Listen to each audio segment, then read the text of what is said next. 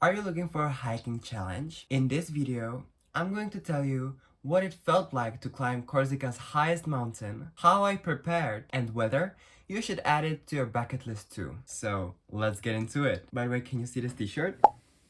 I love it. Now, how did I prepare? First things first, I downloaded offline maps to my phone. Corsica is known for its terrible cell connection. Literally, the coverage in cities was as bad as in Czech mountains, so you should definitely download your maps into your phone. For this, I really love to use a Czech service, mapy.com. It's Czech service, but it's fully translated to English, so you can comfortably use it as a map, and the app provides you with one of the best hiking maps I have ever seen. So don't forget to download it. Secondly, I got my backpack ready. I knew I had to keep it simple because it was going to be a hard hike and I needed to take a lot of water. So I was really taking only a few things, and one of them was a light jacket. My parents had been to Monte Cinto several times before this hike, and they told me that when they were there,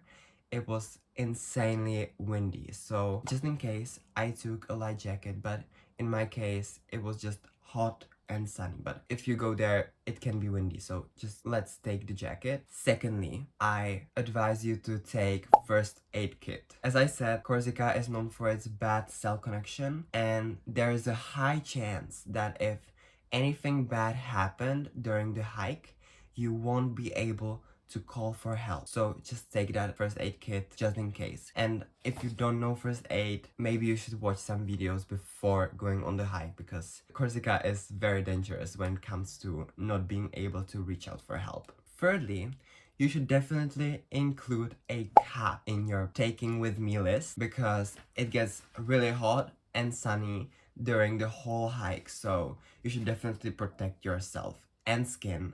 So you should also use some SPF. Other great thing I like are hiking poles. I took them especially for the way down to protect my knees, and a power bank because I've got the maps on my phone and I don't want to get lost because my tiny iPhone mini ran out of power. And last but not least, I think one of the most important things that you take with you is water. I took 2.8 liters of water and it was not enough. It lasted me only on the way up, and on the way down my family had to find a stream where we refilled our water bottles. But to be honest, I would not take more because even this amount was pretty heavy. After that, you should definitely get your fit ready. I kept it simple. I only took my hiking shoes. I used some Salomon shoes. You can choose whatever brand you want. Just remember that it should really be high quality shoes.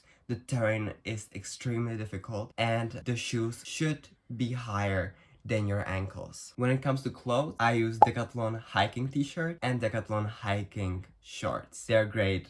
I love Decathlon, so if you want to buy some hiking stuff, especially clothes, you can safely use Decathlon. They have great prices and the value for those prices is amazing. And lastly, set your alarm. You should start your hike from the parking lot before 8 a.m. because after that the sun gets extremely hot and there's a high chance that you won't be able to finish that hike before it gets dark. So really start early. Now that I've told you how I prepared, let's go through how the whole hike went and some of my tips that I have figured out during that hike. At first, the hike looked extremely chill because the first approximately 200 meters are really easy. The only thing that causes problems there is the high amount of rocks that is there, so it's kind of hard to walk there, but the elevation in that part is quite chill. So at first I thought that this is gonna be easy hike and everyone was just exaggerating things, but I got tricked because after those 200 meters the climbing started. And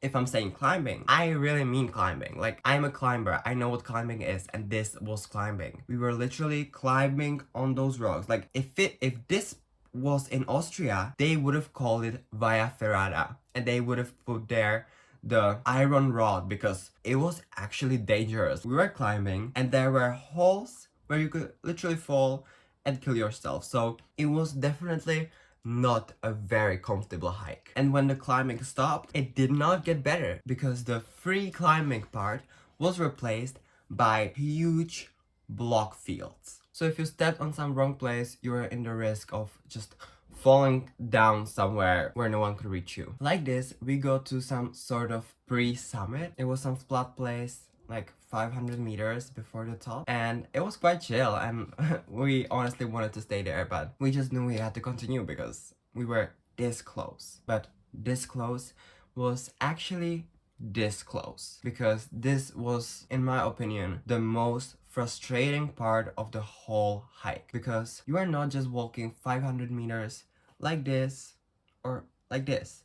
You are going up, down, again on the rock block fields and parts where one wrong step could lead to you being dead. This is also the part where I could feel my knee start to hurt, but we'll get to that later. After this terrible part, we finally reached the summit, and I must say it was a gorgeous experience. There's something so special about hiking on the highest mountain of an island, because you just can't see anything else that is higher. You stand there and for one moment you're the highest person, object, whatever on the whole island, and you really can't see anything higher than you, only the bird, and in our case fighter jets, because there was probably some military exercise, I don't know, but except for that there is not anything else that is higher than you, and it's just such a magical feeling. But the way down definitely was not this magical. There was actually a hell, because my knee got in such a huge pain. Let me explain. When we arrived to Pisa, Italy, before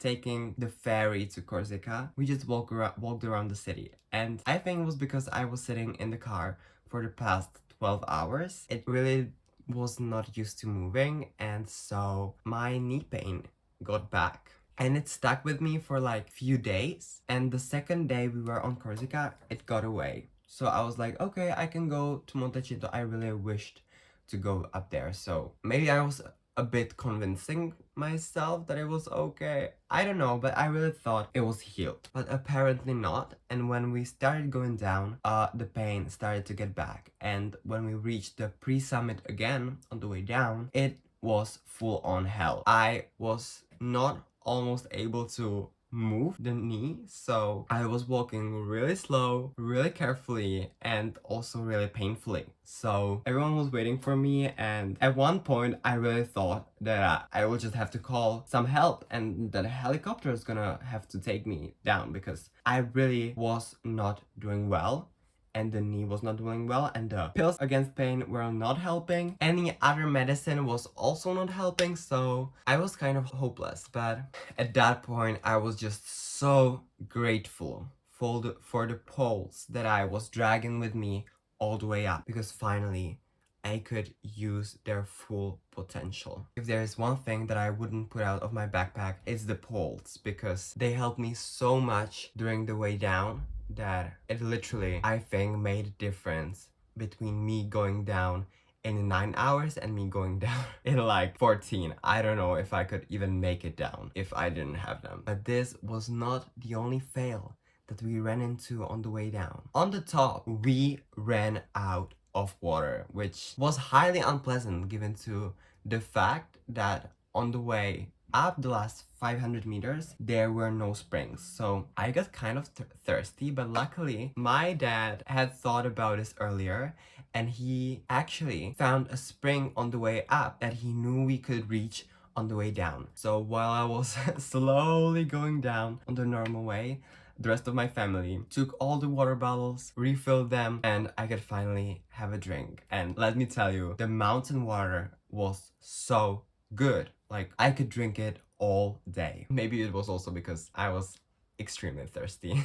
And then after several hours of pain, we have finally made it to the parking lot. I don't remember a moment in my life where I was more... Okay, I remember, but this was one of the happiest moments in my entire life, because yeah, I was very worried that I would not make it down there. So now you may be asking, should you try this hike? And my answer is, well, maybe. It really depends, because as you may have heard in this video, the hike is extremely dangerous, hard, and you will definitely need some training to attend it. I have climbed hikes in the Austrian Alps that had higher elevation and shorter distance, so they were statistically harder, but this was much harder than those were because of the terrain. Really, those block fields make a huge difference. So be really careful while deciding if you should try it, and really ask yourself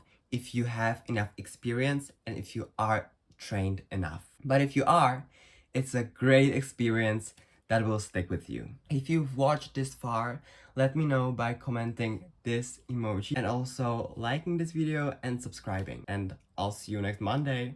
Bye!